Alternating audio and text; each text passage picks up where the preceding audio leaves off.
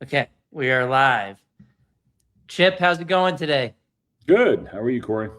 I'm back from France. I got back yesterday, so it's good to be back, and we have a lot of stories to talk about when it comes to education freedom, holding unions accountable, and we're gonna try to let some people hop on. We're on Facebook, we're on X, we're on my YouTube account, which nobody really even subscribes to me there, but X is the bit where most people are probably watching us today. This is the Red Pen Podcast. I'm Cory DeAngelis, a senior fellow at Americans for Fair Treatment, and we have the co-host with us today, Chip Rogers. He is the CEO of Americans for Fair Treatment, and we have a lot of stories to go over with you guys today. Chip, are you home today, or are you on the road? I am home. Yes, finally. There we go. Yeah. It's a coin flip. Well, usually it flips towards not home, but yeah, I'm home today. Yeah, exactly. So I actually did some media from France, and it was a little difficult trying to get the time zones right every time. So How was the Wi-Fi in France? it was actually really good at the place Good. I was staying at. It was almost as fast as it is at home. So, okay, the tweet of the day basically today is that 31 states will be opting into President Trump's new school choice program, at least for now. It might be more based on this latest news. So a few months ago, I'd say, we all found out that the North Carolina legislature was one of the first states to send a bill to a Democrat governor's desk to opt their state into President Trump's new school choice program, which is a dollar-for-dollar tax credit. You can donate up to $1,700 a person every single year, and you'd get that money back on your taxes in April the following year. And then that money, in the form of scholarships, would go to other families who needed them to go to private schools and to get out of failing government schools. Well, every Republican governor has decided to opt in except for one, the governor of Vermont. And so you kind of understand why Vermont might be a more difficult place for even a Republican to say we're going to side with families, because Vermont, I saw a new report, Chip, that came out today or yesterday. Vermont was ranked the #1 state for like the strongest teachers unions. And I didn't even really think about it as being, I usually think California, Illinois, the heavy hitters on the union front, but we'll get into that report in a second. But the latest news is that, so Josh Stein vetoed that bill, and he said something along the lines of, I support school choice. I don't need the legislature to opt in. I can do it myself. And, he vetoed it. And so the good news is that even though the Republicans don't have a 60% majority in the House in North Carolina, they need that specific amount to override a veto. They had just enough votes, 73 to 46, to override the veto of Josh Stein to make North Carolina the 31st state to opt in. Now, the Senate still needs to do it. They have a 3/5 majority as far as Republicans go in the Senate in North Carolina. So it looks like basically they're basically there. Now you might ask, did any of the Democrats vote for it in the House? No, there's actually 2 independents in the North Carolina House. I didn't even know this until I looked up this vote. And I think one of them at least was a former Democrat. Maybe both of them were, and they switched parties to independent, and both of them voted in favor of opting into President Trump's school choice program. So that's the biggest headline, I guess, from the thing today. To remind people again, and I know it sounds like we've gone over this 1,000 times, but it's so important. This, whether a governor opts in or not, does not stop the citizens, the residents of that particular state, from being able to donate to the scholarship organization and receive the tax credit. So in the case of Josh Stein or any other governor, for whatever foolish, uninformed, or just evil reason doesn't opt in, your taxpayers still get to receive the benefit of donating to educational freedom. The only people that will be hurt are the children of your state who don't get to receive the scholarships. And so again, I would love, and maybe we can just do this on the Red Pen podcast because we're not a partisan organization. Let's have a Democrat come on here. Please explain your rationale why you would be against this. I've never heard a single legitimate argument against this. It doesn't take away from your state funding, so it has zero impact on the funding that is going to your particular school. These are only scholarships for these students in your state, paid for by your taxpayers. So you're basically shooting yourself in the foot if you don't opt in. And I've compared it to the 21 drinking age, where it took a few years, took 4 years. I think Wyoming was one of the last holdouts, and they ultimately all opted in because it was tied to federal highway funding. But it's even worse in this case because they're private charitable contributions. Yeah. And that money's going to flow out of your state. So I have a map here. There is actually a couple of Democrats. Maybe we should have Jared Polis on from Colorado. He was the first Democrat to opt in, and he called it a no-brainer decision. Then just a week ago, we found out that New York's governor, Kathy Hochul, she also said that she intends to opt in New York into the program. So there's 2 Democrat governors who saw the writing on the wall already. And there have been others like Stein with the veto in North Carolina.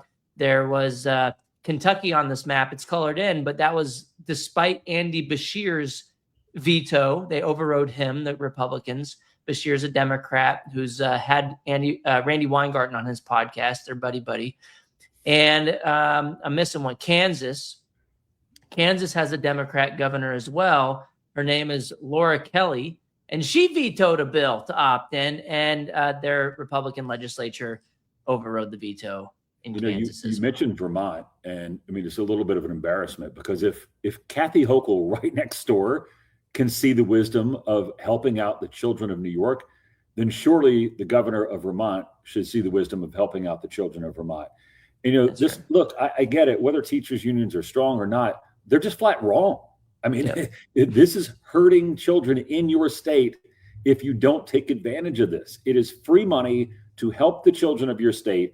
And if you side with the mob, in this case, the teachers union, over the children of your own state, you probably shouldn't be governor. Like, go do something else. Go to the private sector.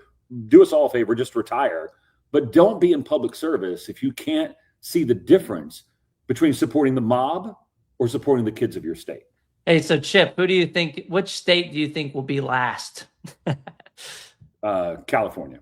Yeah, I was thinking the exact same thing. I think it is just Trump derangement syndrome at this point because it doesn't touch any local public school money. So you can't say it's stealing money from the public schools. There are private donations, and it doesn't even touch any federal education funding. It's a federal tax credit. And you could even make the argument that if you don't opt in, your public schools will have less money because they can start their own scholarship granting organizations under this bill, and the public schools can raise additional dollars that way. So it really just blows my mind at this point. And I think we'll see that 31 turn to 50 at some point. I don't know how many years it'll take, but here's another map. We mentioned Vermont. This new study just came out from the Fordham Institute, and that's the main takeaway here, basically, is this map. They have a new ranking out of the states with the strongest versus the weakest teachers unions. The lower number here, the darker states, are stronger teachers unions, as one might guess. And the light-colored states are the ones that have figured it out and have weaker teachers unions. So you're looking at Florida, Texas, Oklahoma, Mississippi, and others as well. The South has weaker teachers unions in general. And they have their methodology in here. You could look it up later if people are interested. But they have their ranking is based on a few different things. One is, how many, what percent of your employees belong to a union or they're in a union. How much of that are they involved in politics? Like how much of their spending goes towards political purposes? How much of union spending is the total share of all political spending? I think that's a big one too. So if the teachers union has like a outsized influence in that state. They have a lower ranking, meaning a stronger teachers union. And just looking at their policies, like is collective bargaining banned and otherwise. And looking at some of the policies that we've been tracking this year as well. So Vermont took the overall top spot, and then California came in at number 2, and then Massachusetts, New Jersey, Hawaii, Oregon, Illinois, Rhode Island, Alaska, New York. Alaska is one of the outliers where I think they actually have a Republican legislature and governor, but they have one of the strongest teachers unions. So yeah, look, Cory, people ask me all the time, what is the purpose of AFFT? And we do a lot of things. But if you put back up that display again, what we really want to do, if you show the columns, we want to eliminate column B, right? Just get rid of it, because these are, and I don't say that in jest. I mean, look, the dues that teachers pay to the union should be for the benefit of teachers. They should be helping the teachers, right? Instead, all these dues are being used for radical purposes, many of them against the very children that these teachers are teaching. And so what we say is, look, just get union dues out of politics. Like, you can have a union, you can help teachers, you can have training, you can have all these things. You can advocate for teachers having better pay, better benefits, all that, but get it out of politics, because that's not where it should be, because teachers, by definition, are not a uniform group of people that vote a certain way. So if you're taking their money from them, right, you should be representing them, and you're not representing them in politics. You're putting it all on one radical side of the ledger. So just get money out of politics and use that money to actually help benefit teachers. It actually reminds me of a study that was just DM'd to me yesterday by a former colleague at the University of Arkansas. His name is James Souls. I'm pulling it up right now. And I don't want to share all your private messages, James, but here we go. Here, here's your tweet. I think he's at one of these Florida universities, but he shared this new report about the political donations from people at universities. And so in statewide, 55% of the voters are Republicans, but like 85 to 90% of the political contributions of employees at these state-run universities in Florida go to Democrats. And that also reminded me of another story out of Chicago that we wanted to hit on. Well, look, to hit on that real quick, before we leave that, look, if you earn your money and you want to donate to either political party or any cause, that's your right. You can do that, right? And we know that oftentimes these college campuses are the bastions of far left ideology. I don't know that we're ever going to change that. It's unfortunate, because in some ways it's brainwashing, because you're not presenting a balanced view. But if you want to do it with your private money, that's fine. What we're suggesting is taking money from someone who may politically oppose what you're doing and then using that money, their money, against their interests is just fundamentally wrong. And so that's why we talk about get these union dues out of politics. Your private money, you want to go spend it and donate to a campaign. I may disagree with you on who you're giving the money to, but that's your right. Yeah, and if you look at Randy Weingarten's union and Becky Pringle's union, the top 2 national unions in the United States as far as teachers unions and how big they are, 99% of their funding goes to Democrats. Are 99% of their members Democrats? Probably not. And actually, if you look at polling from Education Week, they actually found that about a third of teachers identify as conservatives. And maybe that poll needs to be updated. It's been a while since they redid that poll, but that's a lot of teachers who their money is being taken from them and funneling into campaigns to people they disagree with. This is why at the Supreme Court in 2018, the Janus decision said that was unconstitutional to force public sector employees to funnel their money to political causes that they disagree with. And on that point, Cory, we have a website called myduesmychoice.org. Look, if you are a teacher or a public sector employee, or if you know anyone that is, And they say, look, I'm tired of my money being taken from me and being used against my own interests. You can opt out. The United States Supreme Court said, yes, you may opt out. So you can go to that. Cory's showing it right here. It is super simple. And this is your right. This is your right as an American to opt out if you don't want to be part of this union. Now, maybe your union is doing great for you. Maybe you want to work on the inside and try to get it fixed, just ask them to get out of politics. That's fine.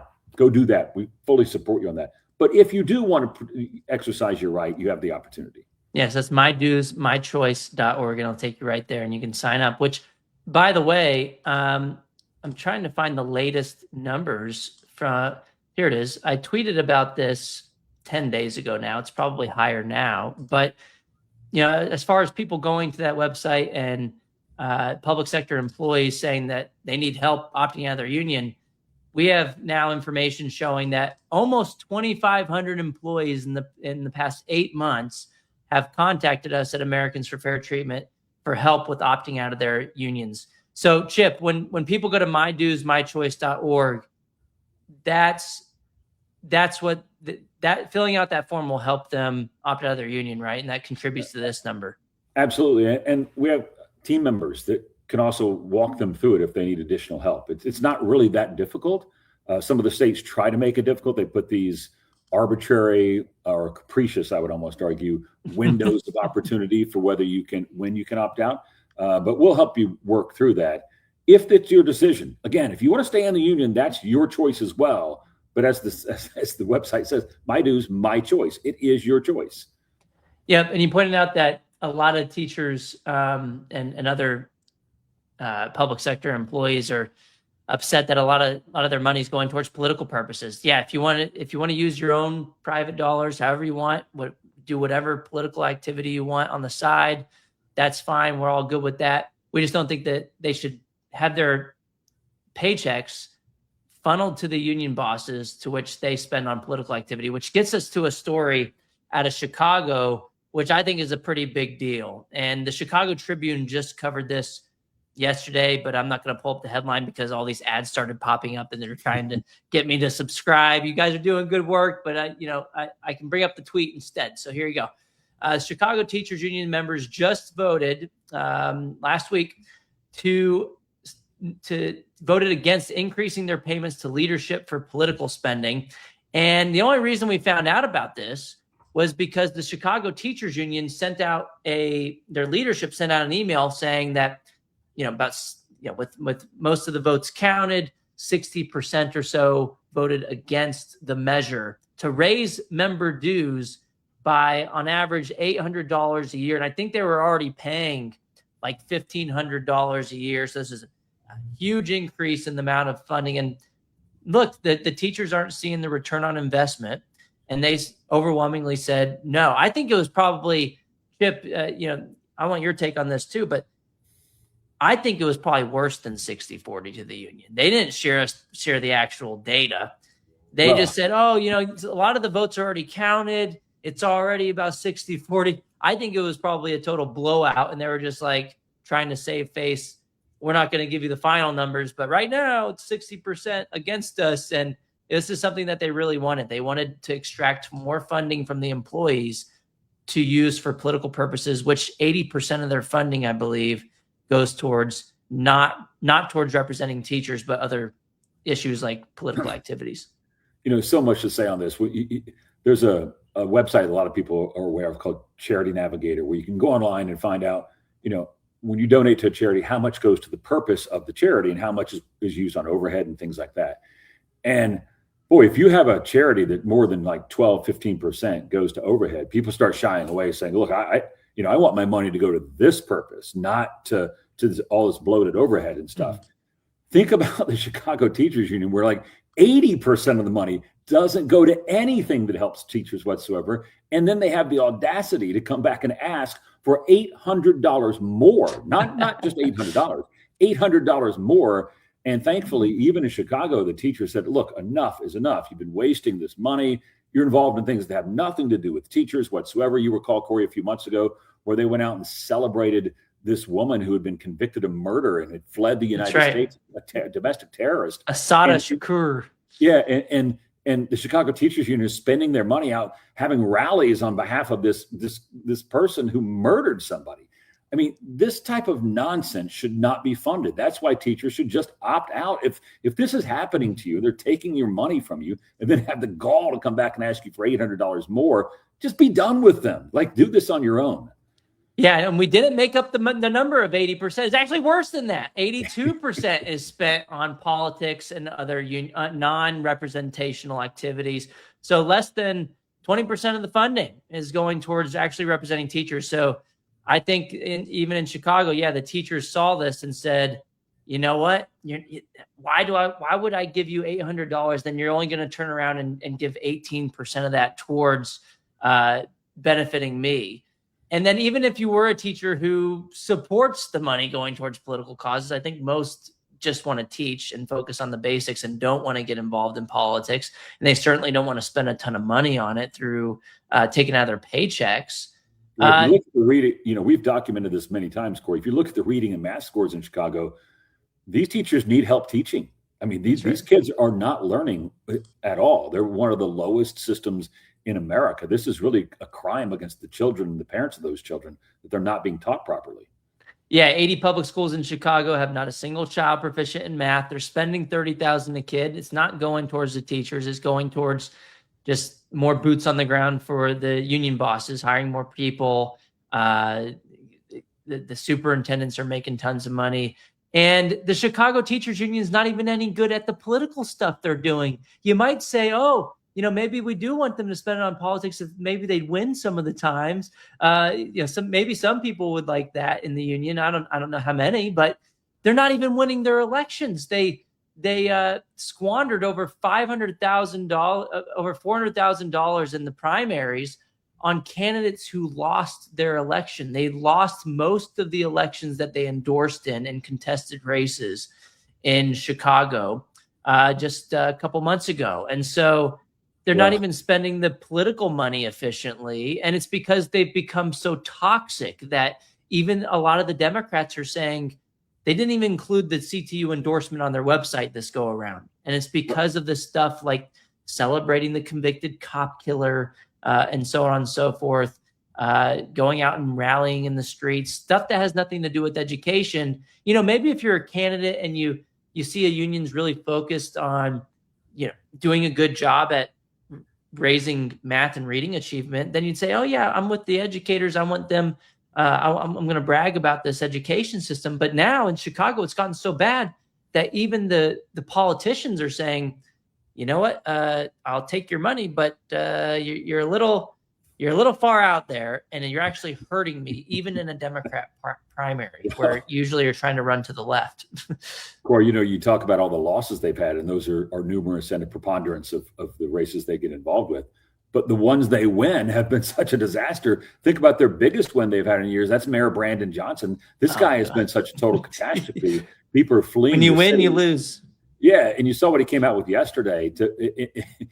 These mobs that have just been destroying the city of Chicago. His answer to that is not go after the criminal behavior, not go after the criminals themselves, but instead to legally attempt to go after the social media platforms by which these criminals are communicating with each other to have this mob activity. I mean, think about that. Like think about going back to the days of the 1920s and Al Capone and the federal government saying, we're not actually going to go after Al Capone. What we're going to do is go after this fledgling new telephone company called American Telephone and Telegraph, or the Bell Company, whatever it was back then. And we're going to go after them because we believe Al Capone is actually calling his people. I mean, this is nonsense. And these are the type people that the union are using teachers' money to support to get elected. Most of them lose. And when they win, it's even worse. Yeah, Mayor Brandon Johnson was a CTU organizer before. He got $4 million in union dues just from the CTU and American Federation of Teachers combined, over $4.2 million.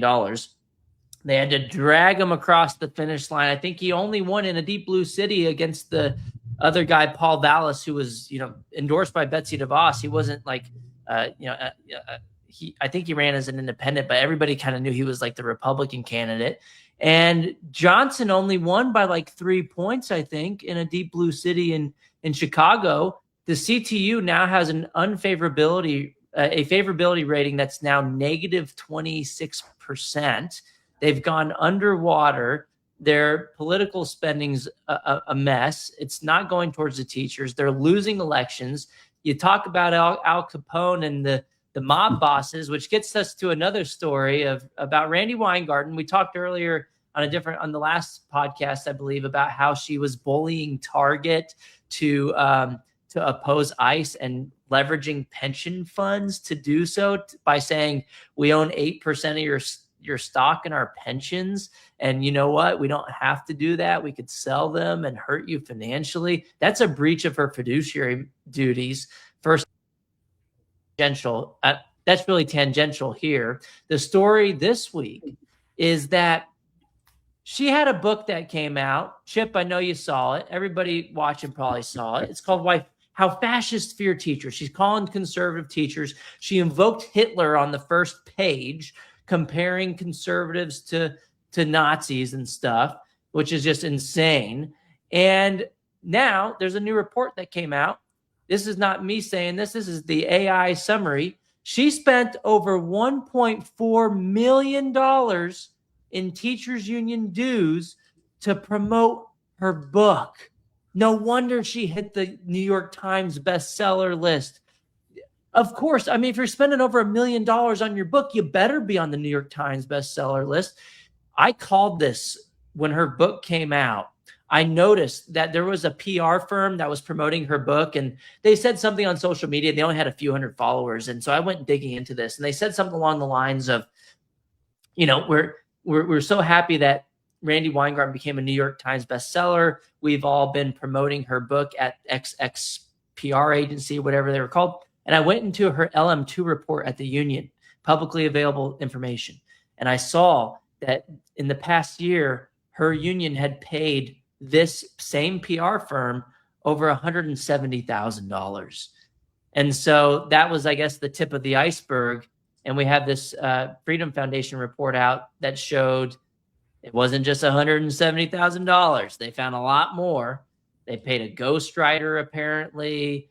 And it's just, you know, she tried to defend herself by saying something along the lines of, oh, yeah, we've been very clear up front that this is a joint production between the union and Randy Weingarten. And it's like, okay, well, you didn't.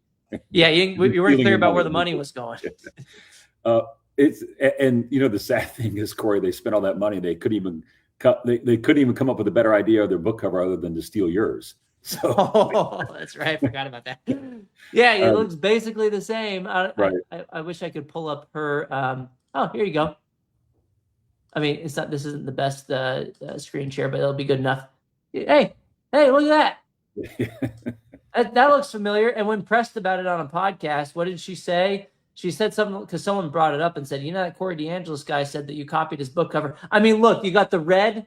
You got the red. The font's the same. Come on. And she said, it's just a coincidence that everybody has books with this color scheme and font. I mean, I haven't seen another one. And especially when you're in this very kind of niche area of education reform and you're doing a top 5 publisher book, you're going to tell me that you didn't know mine was exactly the same as yours just a year before yours came out? Well, and for viewers, you know, not telling you what to read, but if you want the better of the two options, it's certainly Cory's book. That's right. But again, you know, this just goes back, Cory, to the same old theme again. They take these teachers' money and then they view it as theirs. They have no fiduciary responsibility to spend it on behalf of the teachers. They certainly care nothing about the children who are supposed to be being educated. So instead, they waste it on politics, or in this a very abusive case, they use it to promote and enrich themselves through this ridiculous book that she wrote. I mean, it's mind-boggling to me that teachers still allow their dues to go to this woman and her organization, given just the massive amount of fraud, waste, and abuse that you see throughout that particular union. It's just crazy. So we had someone on the show last time. It was Senator Dickey from Iowa. So we do have good news out of Iowa, and we knew this was going to happen. But Governor Kim Reynolds signed the bill that we were talking about, Senate File 472, Dickey's bill, and he went. You can check out that podcast if you want. AFFT supported the measure, and it holds teachers unions accountable in Iowa, and make sure that they recertify themselves each year as well. We have more information on the previous podcast, but I don't remember if you have any additional details on that bill, Chip, but it was basically strengthening the union accountability for public sector unions. Yeah, remember they have a law in place that was supposed to have accountability. At least the law said accountability, but there was no fine. There was no repercussion if you didn't comply with the law. Yeah, there's no teeth in it. And so they fixed that. And again, one of America's best governors, who I wish would run for president, Kim Reynolds, signed that into law. Unfortunately, she has decided she is going to move on and just be a full-time grandmother. But her public service to not just Iowa, but to the whole country through the years has been nothing short of amazing. The world, and especially the United States, needs a lot more Kim Reynolds. On school choice, too. I mean, she showed Governor Abbott how it's done. I mean, a lot of people are talking about Greg Abbott and how he primaried a bunch of the guys in the Texas House who were all endorsed by the teachers union, who also just so happened to vote against school choice. And he got a new house, basically. But Kim Reynolds did it first. In 2022, she went out and tried to push as hard as possible for school choice. They passed it through their Senate. It died in the House. And so just exactly what happened in Texas basically happened in Iowa. And Kim Reynolds kind of put together the blueprint for holding people accountable when they're not in line with the will of the voters. It's no surprise that these anti-freedom politicians continue to get beat. I mean, let's just boil this down to its essence. I mean, Cory, you're a parent. I'm a parent. The most important thing in our lives is our children. So you go to the voting box and you have a choice between candidate A says, listen, I want to give you more opportunities for your child. Candidate B says, no, I want you to have only one single choice, even if it's a failing choice. Who are you going to choose? I mean, every rational parent that actually understands the decision before them is going to choose candidate A, regardless of political party, that says, hey, I want to give you and your child more opportunities, not less. Yeah, and we actually have some elections that happened that I wanted to bring up as well. I mean, look, you can always point to the polls showing that school choice, for example, is supported in supermajority fashion across party lines. This should not be a partisan issue. It just so happens that union bosses send teachers money to one political party, the Democrats typically, and that's just why you have so many Democrat elected officials who vote against school choice, even though they're most of their constituents want it. It's the nature of special interest politics. But we had some results come out of Kentucky just very recently, within the past week or so. And this happened last time in Kentucky too, by the way, a couple of years ago when they were doing primaries. The teachers unions backed candidates got blasted. Even the incumbents lost by like 50 points last time. So now you have it. The teachers union leadership backed a bunch of people in Kentucky in the Republican primaries to try to block school choice as much as they can. And probably because this bill to opt in the Trump school choice program was kind of in the legislature. Well, there's this guy, Steve Doan, who got challenged by a teachers union candidate named Jesse Foreman. Well, guess what? Steve Doan ended up getting 78% of the vote. The guy against school choice, who was backed by the unions, lost by 56 points. That is just an overwhelming defeat in electoral politics, if I've ever seen one. And there's four I'll go through real quick, and I'll get your take, Chip. But here's another one, 30 points. Julie Cantwell was endorsed by the PAC associated with the teachers union. She lost by 30 points against Josh Calloway, who's a big school choice supporter. Felicia Rayburn, she beat her primary opponent, who was backed by the teachers union, by 16 points. And the last one, if I can find it, I can't. This one. Okay, here's another one.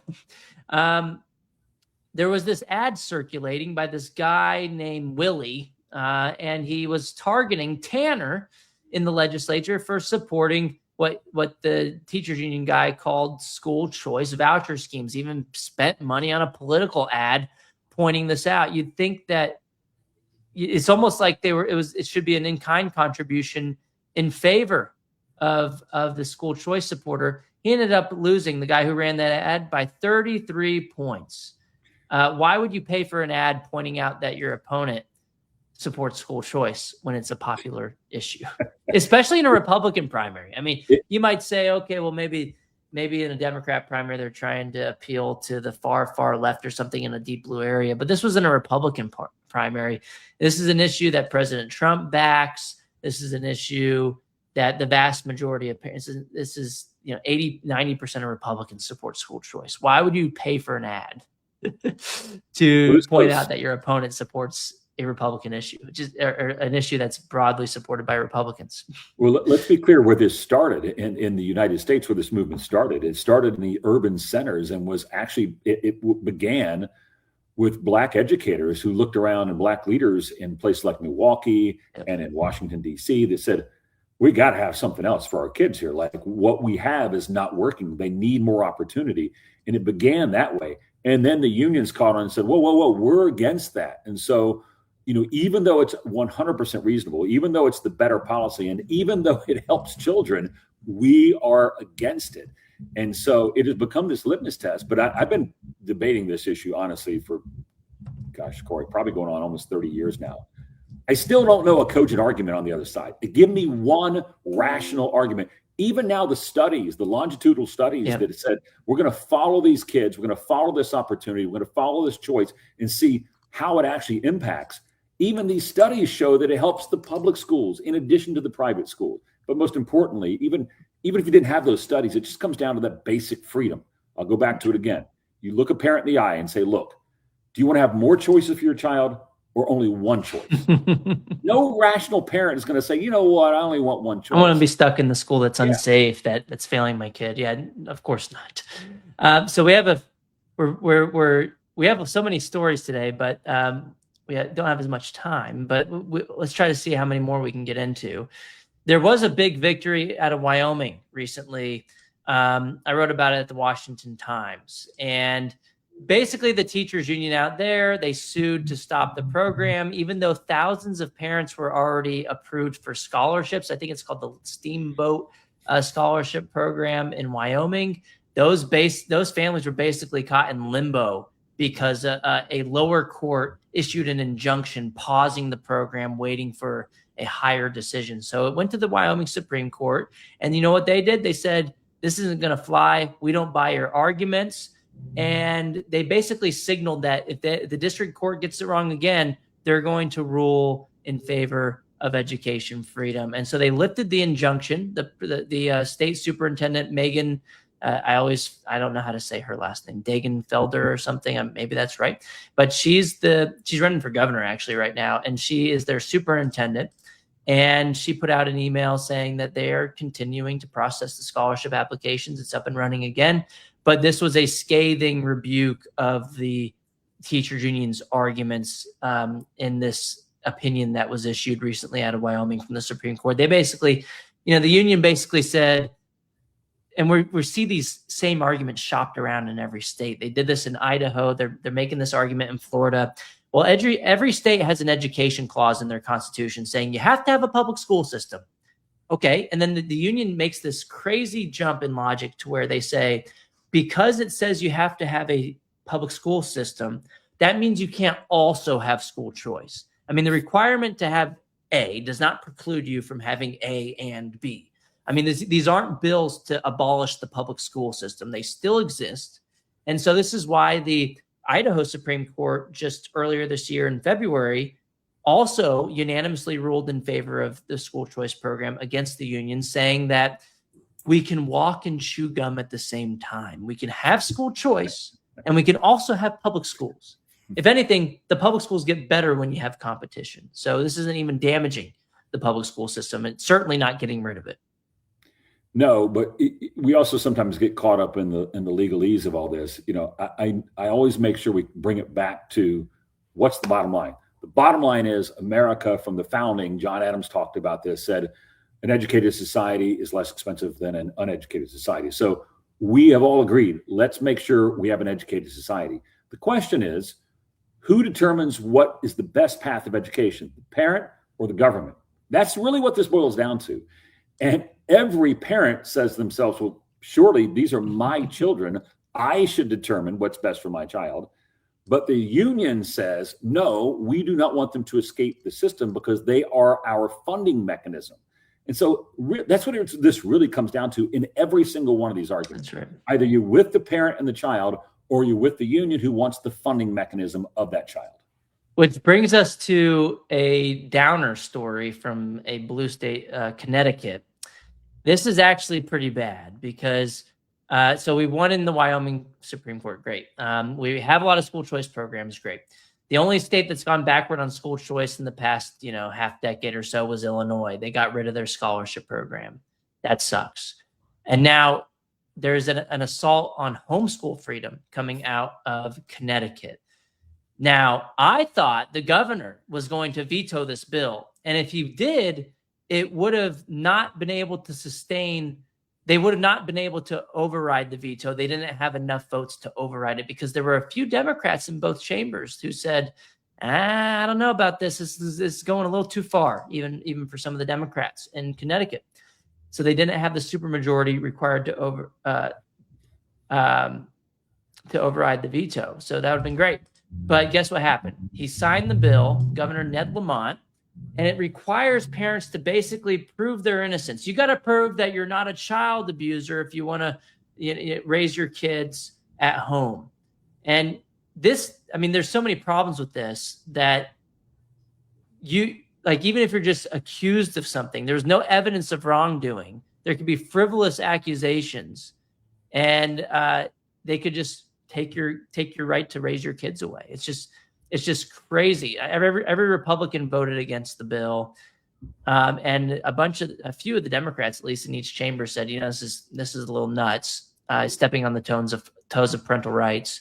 My tweet basically, Chip, was, one, this is the first state to go backwards on homeschool freedom in the last half a century, and the only recourse we have now is not the governor veto. He didn't do it, but we got to beat him in court. And I think with Supreme Court precedent upholding parental rights time and time again, I think we win at the Supreme Court. But it's just crazy to me, Chip, that we have to rely on the final stopgap so often, and coming out of many of these union-driven states. It's not a good sign.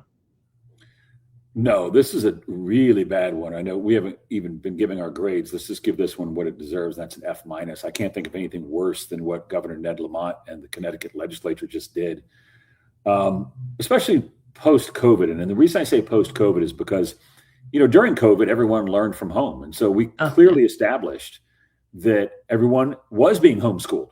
In fact, even the students in Connecticut were being homeschooled, right? And so, I've been talking since it was probably created about Khan Academy, which is now one of the biggest in the world. But there's thousands of other opportunities on how children can learn in a digital environment from home, from anywhere, from traveling, from vacation. They can learn anywhere. And this is what happened throughout COVID with almost every student in America, whether they were in public school or private school. So it's already been established that homeschooling, in other words, learning at home or outside the confines of the public school building, is easily done. And now for him to take a step backwards, again, he's just jumping to the drumbeat of the union who says, Governor, this is what you must do. Because it can't be this dumb. Yeah. Maybe he is. Maybe it's just that hateful towards children. I don't know. Every day I was seeing more and more politicians that just seem to just really not care about kids. Yeah, it's crazy. In America, we're supposed to be innocent until proven guilty. That's the whole basis of our legal system. And now you have them just totally flipping that around when it comes to parental rights and saying, you got to prove you're a great parent in order to be able to raise your kids at home. It's just that's how I view homeschooling. It's just, you're not deciding to send your kid to the government. You're raising your kid at home. What do we do from birth to age 4 or 5? we're homeschooling basically. Yeah. And so if people want to continue that process and not say, oh, I want to send my kids to the public school system or even a private school, then I'm continuing the process of raising my child at home. And now they're trying to say, well, now you got to check in with all these government agencies in Connecticut. And someone asked Grok on my Twitter account, basically, what does he mean by proving your innocence? And they brought up some Supreme Court cases like Pierce versus Society of Sisters, which actually outlawed private education altogether in 1922. They overturned that at the Supreme Court in 25. Nazi Germany outlawed homeschooling altogether in 1938 with criminal punishments. I mean, this is not the way. This is not the American way. And so I'm hopeful that we win in court. It's just it really shouldn't come down to this. But it does seem that the unions don't want to bleed any more students. They saw people like homeschooling, and you brought up COVID, Chip. A lot homeschooling nationwide. I don't know the Connecticut numbers, but nationwide has doubled since 2019. And so a lot of parents who tried out homeschooling during COVID said, "Hey, I can do this." And hey, my kid's not anxious anymore. They're learning a lot at the fraction of the time, and I can figure this out. And they had more confidence in doing that. And now I think the unions are saying, we got to figure out any way possible, not just to stop school choice programs, but to stop people from leaving our buildings when it comes to homeschooling too. And we always point this out, but it's important to note yet again, homeschoolers score higher on standardized tests than both private school students and public school students. So these are the best of the best. And this is what Connecticut is trying to stop, is children getting the best possible education. But it's a disturbing trend. And I know we're about out of time, but I want to leave our viewers with this, Cory. Whether it's the right to educate your child, the right to own and bear arms, which the Second Amendment clearly provides, or even the right to free speech, there is a disturbing trend, very disturbing trend among radical people that you cannot exercise your rights unless the government allows you to do so. And in the case of social media, up until X was purchased by Musk and became free again, the government was even using its power of influence on private sector entities to prohibit people from exercising their right to free speech.